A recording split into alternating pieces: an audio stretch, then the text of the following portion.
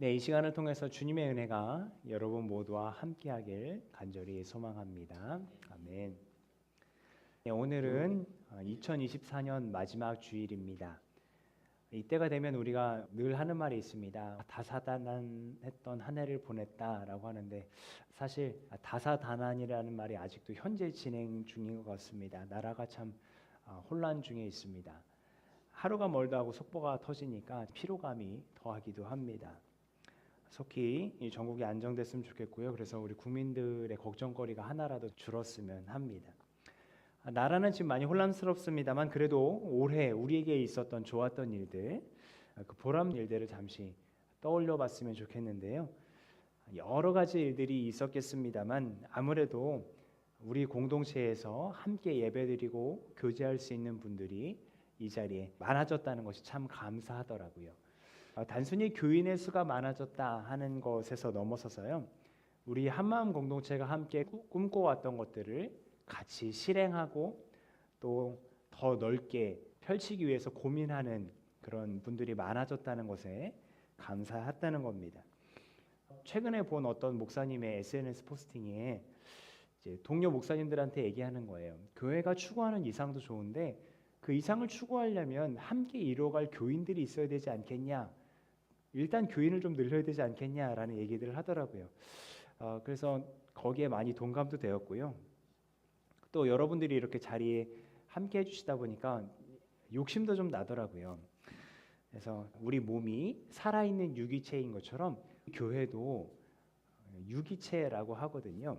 그것은 단순히 이 건물이 교회가 아니라 성령께서 살아 역사하시는 우리 각자가 교회이고 이런 우리가 모여있는 이 모임을 또한 교회라고 하기 때문입니다. 그래서 우리가 살아있는 것처럼 교회도 살아있다, 유기체다 이렇게 얘기를 합니다. 그리고 더 근본적으로는 우리가 교회의 머리이신 그리스도의 몸을 이루는 지체이기 때문에 또한 우리가 유기체다라고 얘기를 하는데요. 그래서 우리의 몸이 자라나듯이 교회도 자라나야 할 것은 분명합니다. 그래서 이 시간 우리가 교회가 과연 어떻게 자라나야 할까? 교회인 우리는 또한 어떻게 성장해야 할까? 같이 고민하는 시간이기를 바랍니다. 성년 주일이지만 교회력 절기상 성탄 후 첫 번째 주일인데요. 그래서 오늘 복음서 말씀 보면 예수님께서 태어나신 이후에 자라나는 과정을 복음서에서 이야기를 해줍니다. 네, 여러분 아십니까? 사실 이 사복음서 중에서 소년 예수에 대해서 말해주는 것은 우리가 읽은 이 누가복음 말씀이 유일합니다. 이 본문을 통해 한 사건이 드러나는데요. 이 사건을 통해 예수님께서 어떻게 그리고 어떤 모습으로 자라나셨는지 우리는 볼 수 있게 돼요. 그러려면 먼저 그 사건이 어떤 사건이었는지 되짚어 봐야겠죠. 유대인들은 적어도 1년에 3번의 절기를 지키기 위해서 꼭 예루살렘 성전에 올라갔습니다. 다만 생업이나 그들의 이유 때문에 3번 다 지킬 수 없다면 반드시 한 번은 지키도록 했는데 그것이 유월절이었습니다. 예수님의 부모인 요셉과 마리아도 이 유월절을 지키기 위해서 해마다 예루살렘 성전으로 올라갔는데요. 일단 이 부분에서 우리가 하나 알 수 있는 것은 이 예수님이 육신의 부모인 요셉과 마리아를 통해서 율법에 대해 그리고 그 절기를 지키는 것에 대해서 잘 배웠을 것이다 추측할 수 있다는 거예요. 유대인들의 교육법은 질문을 주고받는 것으로 유명하지 않습니까? 평소뿐만 아니라 나사렛에서 예루살렘까지 가는 긴 여정에서 요셉, 마리아 그리고 예수께서 무엇을 하셨겠습니까? 얘기를 주고받았을 거잖아요. 우리가 왜 예루살렘 성전으로 올라간다, 거기에서 무슨 일이 있었다, 무슨 일을 기념한다 라는 것들 말입니다. 그러니까 구약 성경에서 이른 바대로 하나님께서 히브리 민족을 이집트에서 어떻게 이끌어내셨고 그 과정에서 있었던 죽음의 사자가 어린 양의 피를 바른 히브리 민족의 집은 넘어갔다. 그래서 그 유월절을 지키기 위해서 우리가 예루살렘 성전으로 가서 제사를 드린다 하는 이야기들, 그리고 하나님께서 우리에게 율법을 주셨기 때문에 그 계명을 지켜야 한다 하는 것들을 어린 예수에게 잘 설명을 해주었겠죠. 그렇게 이야기를 주고받으면서 성전에 올라갔고 예수가 12살이 되는 해에도 그렇게 성전에 올라갔습니다. 그래서 성전에 올라가서 유월절의 절기에 대한 의식을 다 마치고 집으로 돌아가는데요. 불사 예수를 까맣게 잊어버리고 온 거예요. 요셉과 마리아가 하룻길을 걸어오는 사이에 예수가 자기들 곁에 없다는 것을 깜빡했다는 겁니다. 아니 어떻게 자녀를 잊어버릴 수 있나 싶지만 자료에 의하면 당시에는 가족의 단위가 굉장히 컸대요. 그래서 아마 또래들, 친족들 중에 또래들과 있었을 거다라고 생각을 했을 거랍니다. 그래서 오늘 성경에 보면 일행 중에 있으려니 생각하고라는 표현이 나오는데 그게 바로 그런 표현입니다. 친척들 중에 누구랑 있었겠지 하고 하룻길을 간 거예요. 근데 막상 찾아보니까 없던 거죠. 그래서 길을 되짚어 갑니다. 오늘 성경에 보면 사흘 뒤에야 성전에 있는 예수를 찾았다 하는 걸 보니까 하룻길을 가고 이틀길을 되짚어 온 거예요. 얼마나 샅샅이 애를 타면서 소년 예수를 찾았는지 우린 짐작해 볼 수 있어요. 무사히 소년 예수를 발견하고서 만감이 교차했겠죠. 그래서 어머니가 이렇게 얘기를 합니다. 얘야, 이게 무슨 일이냐? 네 아버지와 내가 너를 찾느라고 얼마나 애를 태웠는지 모른다. 글로 읽어서 그런지 모르겠습니다만 이 마리아는 참 교양과 덕목이 넘치는 분 같아요. 어떻게 사흘 만에 아이를 찾았는데 얘야 이게 무슨 일이냐 이게 나옵니까? 이놈의 자식 하면서 손 먼저 올라가잖아요. 그렇죠? 손 먼저 올라가죠. 아닌 게 아니라 여기서 이제 애를 태웠다 하는 말은 단순히 걱정했다가 아니라 영혼을 꿰뚫는 것 같은 고통 중에 있었다라는 표현이라고 하더라고요. 그러니까 정말 하루길을 이틀길을 찾아서 왔다는 걸 얼마나 정말 고통 중에 예수를 찾으면서 왔다는 걸 얘기해 주겠습니까? 그런데 그런 소리를 듣고 소년 예수가 하는 말은 이 부모를 당황하게 해요. 같이 읽어볼게요. 시작. 어찌하여 나를 찾으셨습니까? 내가 내 아버지의 집에 있어야 할 줄을 알지 못하셨습니까? 네 아버지가 너를 찾고 있다 했는데 내가 내 아버지의 집에 있어야 한다는 걸 모르셨습니까? 무슨 말장난도 아니고 좀 어렵습니다. 그래서 성경에 보면 부모인 요셉과 마리아도 이해하지 못했다라고 이야기를 합니다.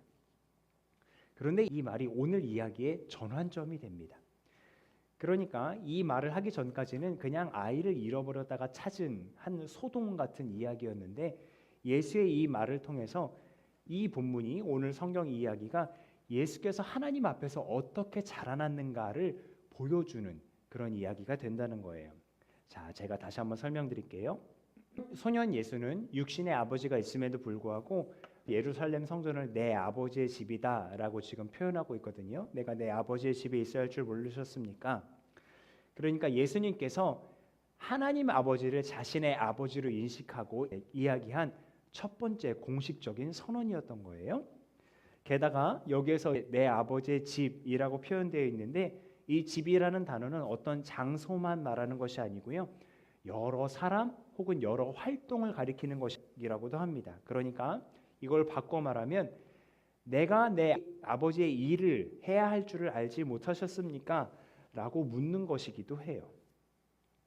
그러니까 요셉과 마리아는 이해하기 어려웠습니다만 소년 예수는 자신이 하나님을 아버지로 인식하는 것뿐만 아니라 그가 이 땅에 인간의 모습으로 태어난 이유를 분명하게 깨닫고 있다라고 지금 선언하고 있는 거예요. 나는 아버지의 일을 하러 왔다라고 말입니다.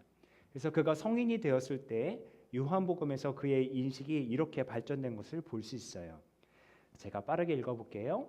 그러나 예수께서는 그들에게 말씀하셨다. 내 아버지께서 이제까지 일하고 계시니 나도 일한다. 또 말씀하십니다. 내가 진정으로 너에게 말한다. 아들은 아버지께서 하시는 것을 보는 대로 따라할 뿐이요 아무것도 마음대로 할 수 없다. 아버지께서 하시는 일은 무엇이든지 아들도 그대로 한다. 아버지께서는 아들을 사랑하셔서 하시는 일을 모두 아들에게 보여주시기 때문이다. 또한 이보다 더 큰 일들을 아들에게 보여주셔서 너희를 놀라게 하실 것이다. 아멘. 그렇게 예수님에게서는 자기 존재에 대한 분명한 인식이 자라나고 있었습니다. 예수님이 성장하신 것은 그것뿐만이 아니었습니다. 이 일 후에 그러니까 잃어버렸다가 찾았던 이 소동 후에 예수님은 부모와 함께 나사렛으로 돌아가십니다. 거기에서 부모에게 순종하며 지냈다라고 성경은 이야기해요. 예수님께서는 자신이 하늘 아버지의 일을 해야 한다는 것 분명히 알았지만 그때가 이르기까지 육신의 부모에게 양육받으며 또 그렇게 성장해야 함을 알고 계셨던 거죠. 그래서 이 부모에게 순종한다는 건 너무나 인간적인 모습이지만 그렇기에 그의 인격 또한 잘 자라났음을 우리가 알 수 있습니다. 이것을 뒷받침하는 표현이 바로 이건데요. 지혜와 키가 자랐다는 표현입니다. 여기에서 키는 몸의 길이를 말하기도 합니다만 그 단어에는 나이나 성숙함도 포함되어 있습니다. 그러니까 해가 지날수록 또 육체가 자라날수록 예수의 그 인간적인 성숙함도 더해갔다라고 우리는 알 수 있는 거예요. 정리하자면 소년 예수는 자기 존재에 대한 인식이 자라났고요.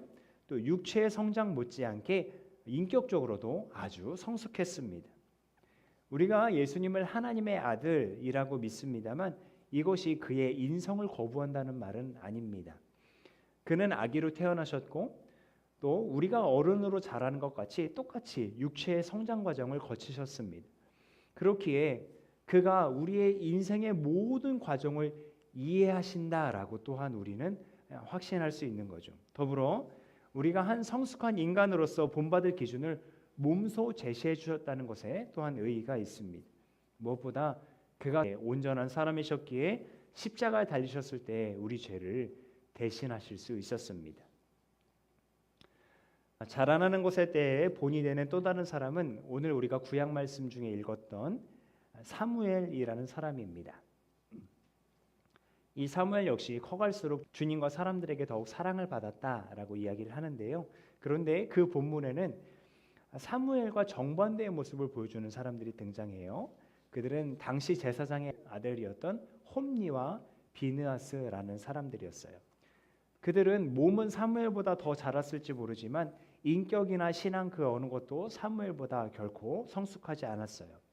제사장의 아들들이었기 때문에 그 사람들은 제사장이 될 거였는데 그래서 율법을 잘 지키고 누구보다 하나님 앞에 성결하게 서 있어야 될 사람들이었는데 그들은 하나님께 드리는 제물을 새 갈고리로 자기들의 주머니에 빼넣었고요. 성적으로도 굉장히 문란했습니다. 그러고 보면 신앙의 연수가 오래되었다고 또 신앙의 배경을 가지고 태어났다고 해서 저절로 이 신앙이라는 게 자라는 것이 아니고 저절로 인격적으로 성숙해지는 게 아니라는 것 여러분 많이 아실 겁니다. 이 홈리와 비느하스도 딱 그런 모양이었어요. 아무리 제사장의 아들이면 뭐합니까? 아무리 성전에서 자랐으면 뭐합니까? 이렇게 하나님께 죄를 짓고 있는데요. 자, 그러면 우리에게 이제 질문이 던져지는 거죠. 교회 다니는 것만으로 우리가 저절로 성장하지 않는다면, 교회 안에 있는 것만으로 우리의 신앙이 자라지 않는다면, 그럼 도대체 우리는 어떻게 해야 할까요? 어떻게 해야 예수님처럼 또 사무엘처럼 키와 인격과 신앙이 자라면서 하나님과 사람들에게 사랑을 받을 수 있을까요? 오늘 서신서인 골로새서 말씀이 우리에게 아주 강력한 안내서가 되어주는데요. 우리가 3장 12절부터 17절까지의 말씀을 보았는데 그것을 크게 세 가지로 요약하면 이렇게 됩니다. 1번부터 3번까지 같이 읽어볼까요? 1번 그리스도의 사랑으로 사랑하십시오. 2번 그리스도의 평화가 우리의 마음을 지배하게 하십시오. 3번 그리스도의 말씀이 우리 가운데 풍성하게 살아있게 하십시오. 특히 이 세 번째 그리스도의 말씀이 살아있게 하라는 권면은 절대적입니다. 단순히 지식적으로만 아는 성경 구절을 이야기하는 것이 아닙니다. 입으로는 말씀이라고 얘기해도 삶에는 전혀 그 말씀대로 살아가지 못하는 허울뿐인 것을 얘기하는 것도 아닙니다. 우리의 삶을 움직이고 우리를 그리스도 예수의 자라나는 모습까지 자라나게 하시는 하나님의 그 능력 있는 말씀을 붙잡으면 우리도 그리스도 예수처럼 용서하며 사랑할 수 있을 테고 우리도 그리스도 예수처럼 폭풍 가운데서도 평화를 누릴 수 있을 것이라고 안내해주고 있는 겁니다. 마침 우리의 2025년 표어를 생명의 말씀을 붙잡는 교회로 잡았는데요. 이 표어처럼 그리고 골로새서의 이 권면처럼 우리가 주님의 말씀을 굳건히 붙잡아 그 말씀이 우리의 삶 가운데 풍성하게 살아있어야 할 줄 믿습니다. 살아있고 힘이 있어서 어떤 양날의 칼보다 더 날카롭고 그래서 사람 속을 꿰뚫어서 혼과 영을 갈라내고 관절과 골수를 갈라놓으며 마음에 품은 생각과 의도를 밝혀내는 이 하나님의 말씀을 붙잡아서 우리의 본연의 모습을 주 앞에 다 내어드리되 우리를 도우시는 예수 그리스도의 은혜에 힘입어서 우리가 주님 앞에 더 자라나야 할 줄 믿습니다.